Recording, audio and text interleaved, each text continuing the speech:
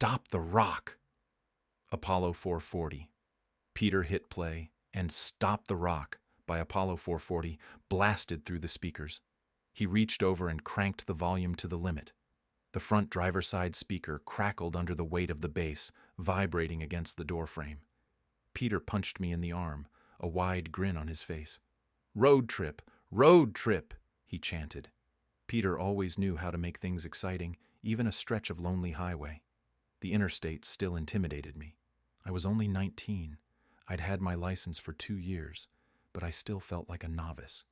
Every time a semi-tractor trailer roared past, the vacuum of air shook my confidence. "Step on it, man. Let's go faster," Peter urged. He started a rhythmic chant. "Faster, faster, faster, you bastard." "Fine, Peter, let's go." I floored the gas. The car surged forward, the engine's roar competing with the rising tempo of the music. "That better?" I shouted, though I could barely hear my own voice. We were hitting 100 miles per hour.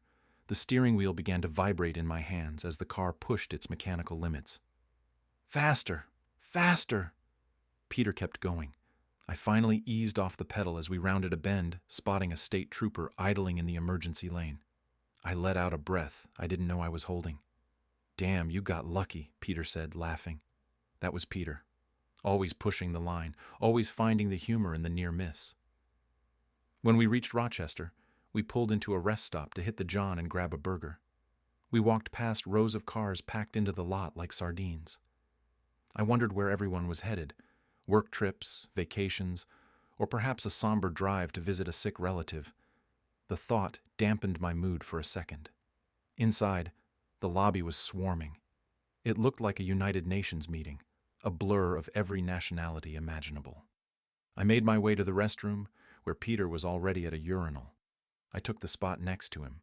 The urinals went all the way to the floor, tall enough to accommodate a statue. At the bottom sat a beehive-textured urine cake. I couldn't help but think, someone is getting rich off these things.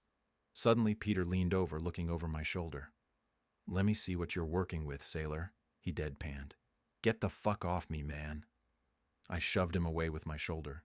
He was always joking, but I figured someday he'd pull that on the wrong person. We joined a long line behind some foreign tourists. They were struggling to order until the cashier pulled out a picture menu from under the counter. They pointed. She nodded. It was a simple, wordless transaction. The universal language, I thought. While we waited for our food, a girl walked by who stopped us both in our tracks. Her brown hair was swept into a messy bun, and she wore tight jeans with high heels that made her look much taller than 5'5". Her Kiss t-shirt was torn at the collar, hanging off one shoulder. Peter grabbed my shoulders from behind, gawking. "You're going to get some of that this weekend, I promise you," he whispered. Just then, the girl's boyfriend stepped out of the bathroom. They embraced and kissed. He was an average-looking guy, nothing special. "Look at that," Peter scoffed. "She'd choose you in a heartbeat. Look at that slob she's with. What a loser." 2 burgers and fries.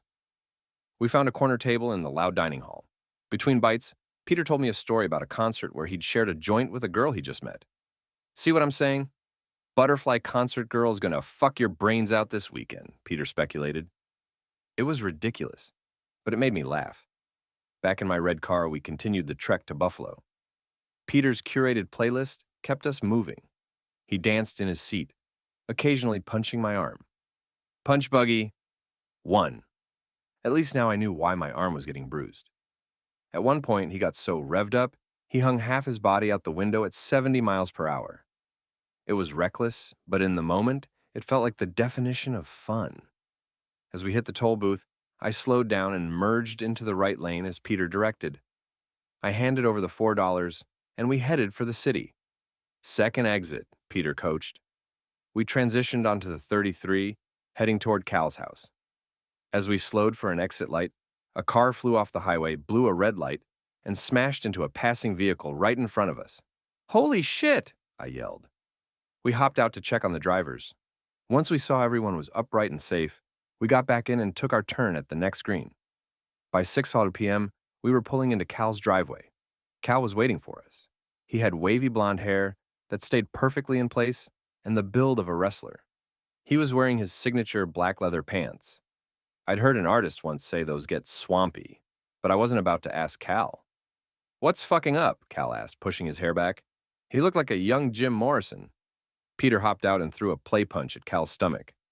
They hugged, and when I reached out for a handshake, Cal pulled me into a hug too. "You gotta hug me, man," he chuckled, leading us inside. The house had a nice windowed porch and beautiful wood floors, but it was clearly a bachelor pad. Dishes were piled high in the sink and half a dozen bags of empty bottles stood in the corner. "We're going out tonight," Cal announced. "You're gonna love this club. Hot girls, wild music, sexy bartenders." Peter reminded him I was only 19. Cal didn't blink. "Hey man, give me your license." I handed it over. Cal sat at the kitchen table, pulled out a fine tip pen, and meticulously curved the tail of the year on my ID until the 5 looked like a 0. "That should do it. You're 21 now. Just make sure you remember your new birthday if the bouncer asks. Got it?" Cal looked at me with sudden, piercing seriousness. "Yeah, got it," I said, my heart hammering. I felt like I'd already been caught. "We should pregame," Peter interjected. "Damn straight," Cal agreed. He pulled a bottle of Jack Daniels from the counter and poured 3 shots. We knocked them back, then another. "Let's go downstairs," Cal said, wiping his mouth. "I hear you play guitar." "A little," I admitted. The basement was a full-blown rehearsal space. Drums in the corner, 4 amps, microphone stands, and a soundboard. Peter handed me a guitar, and we jammed through a few tunes before heading back up for more shots and a game of darts. 0 p.m., Cal stood up. "Time to head out." We piled back into my car and buzzed back onto the 33, heading for downtown Buffalo. "You're going to love Diablo's," Cal said. "It's the shit." I'd never been to a real club before, just local bars where I couldn't even drink. My nerves were humming, but for the first time that day the excitement was louder than the fear.